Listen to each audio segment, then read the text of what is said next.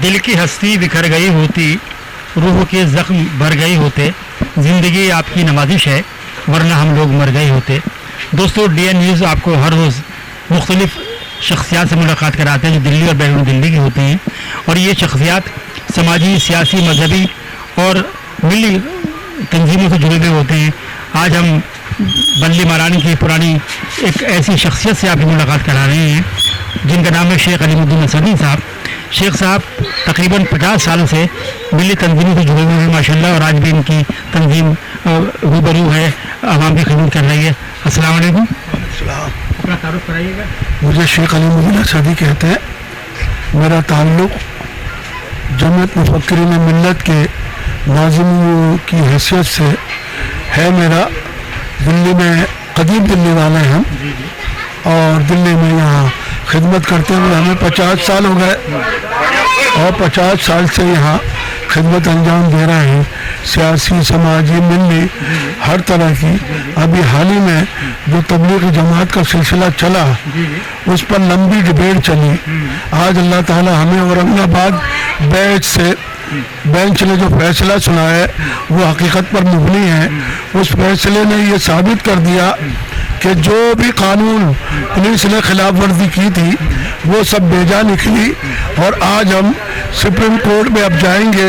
High court की Aurangabad bench से हमने तमाम लोगों ने जो 33 लोग थे उनको बरी नहीं किया, बल्कि जिन लोगों ने FIR उनके खिलाफ की थी, और यहाँ तक कहा कि मीडिया ने जमात को, गैर मुल्की जमात को बलि का बकरा बनाया।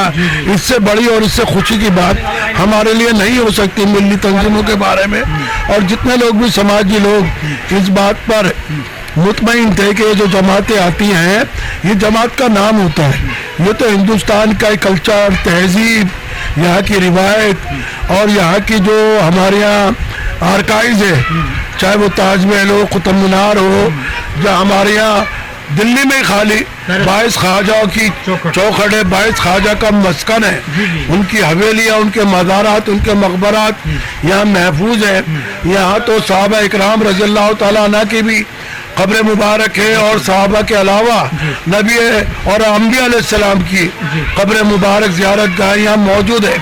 हमें खुश नसीब है हम लोग कि हम इस ज़मीन के मस्कन में हमारी परवरिश हुई और आबकारी हुई, उसी के नतीजे में ही हमें जज्बा मिला खिदमत करने का। ख्वाजा मोइनुद्दीन चिश्ती जिस वक्त सदर से दिल्ली तशरीफ़ लाए तो मेहरोली में उन्होंने कुछ दिन क़याम किया, वहाँ इबादत की।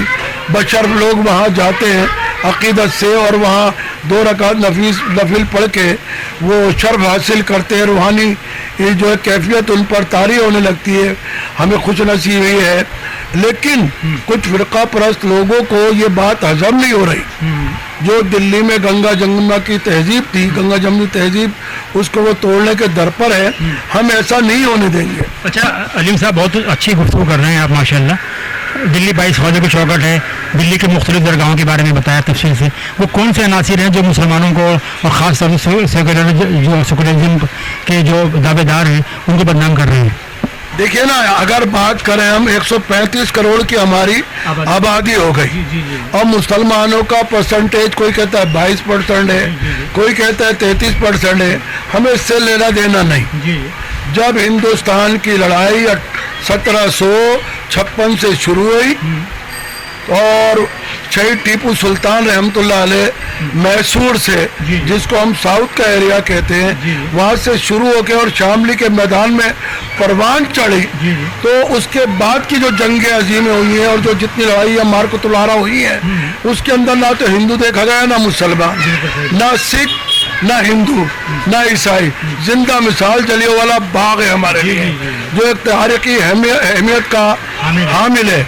उसके अलावा लाल किले के सामने लाला लाजपत राय और हमारे बहुत से, जिसके अंदर मोतीलाल नेहरू खुद हैं, पंडित जवाहरलाल नेहरू हैं, इंदिरा गांधी हैं, जिनका नाम बहुत से लोगों को मालूम भी नहीं है कि मोतीलाल नेहरू का नाम क्यों नेहरू पड़ा। आपको जानकर खुशी होगी, पत्थर वाले पे जो टाकिस हुआ करता किसी जमाने में, मोती सिनेमा नहीं, एक और हुआ करता था पत्थर वाला, गौरी शंकर मंदिर के बीच में। वहाँ इनकी कोठी थी, अच्छा। मोती लाल के नाम था मोती लाल, जी जी जी लेकिन वहाँ नहर सादत खां महाबत खां बैठती थी जो रोशनारा बाग तक जाया करती थी। लाल किले के पीछे से जो दिल्ली गेट है, इतनी तवील नहर थी, इतनी लंबी नहर थी। बहुत लंबी तवील कश्तियाँ चली करती थी। और जब औरंगजेब का ज़माना आया, उसके बाद जहांगीर का ज़माना आया, जहांगीर के ज़माने में जो डाक का सिस्टम हुआ, वो नहर के पास जो चिरागदान होते थे, वहाँ से एक डाकिया दूसरे डाकिये को डाक दिया करता था। अच्छा ये निजाम था, अच्छा ये निजाम था, ये निजाम था डाक का, ये निजाम का डाक पहुँचाने का दिल्ली में, जो दिल्ली की जमुना के कोने से लेकर जो है शाह बड़े साहब का मज़ार है, उसके पास से जमुना लाल किले को छूती हुई दिल्ली गेट से गुजर के दरियागंज से लाल किले के आगे से और फिर चांदनी चौक में आती थी, जो घंटा घर से मुड़ जाया करती थी। घंटा घर के आगे की जो सड़क है जो रेलवे स्टेशन को जा रही है, रेलवे स्टेशन के बराबर से ये नहर आजाद मार्केट बाड़ा होते हुए रोशनारा बाग में जो बारदरी है वहाँ जाके मिल जाया करती। शेख साहब बहुत अच्छी बात आप कर रहे हैं माशाल्लाह। आप ये बताइएगा कि इस इलाके में आप माशाल्लाह मौजूद हैं, हम आपसे गुफ्तगू कर रहे हैं, इलाका किस नाम से मशहूर है? इसको बारदरी शेर अफगन खां कहते हैं, जो जहांगीर के दौर में वजीर भी रहे, गवर्नर भी रहे। शेर अफगन खां नाम उनका अफगन खां था।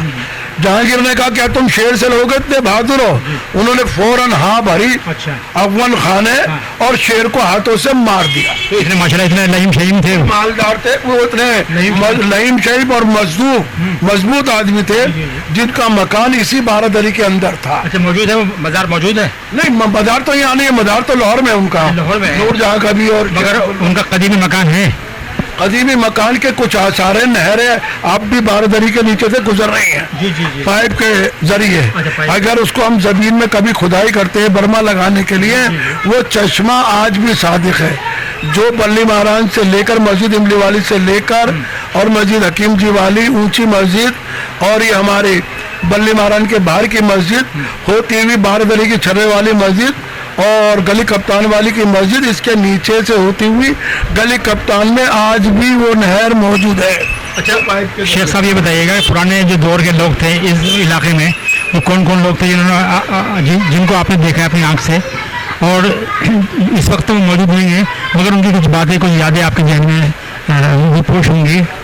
हकीम मोहम्मद खान, हकीम शरीफ साहब और हमारे शरीफ मंजिल के नाम से मशहूर नहीं, ये तो उनके पोते और नवाज से हैं। अच्छा, अच्छा। शरीफिया खानदान के आखिरी हकीम है, आखिरी चश्मो चराग थे, जो यहाँ 15 साल काउंसलर रहे।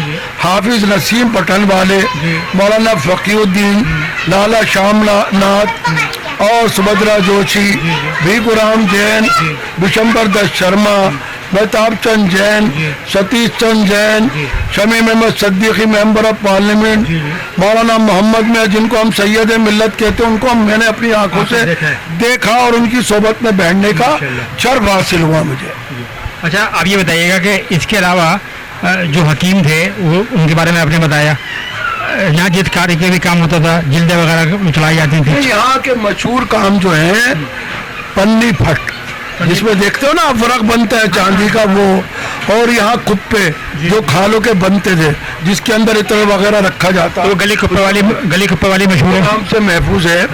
और यहाँ पर चांदी के वर्कों का काम होता था।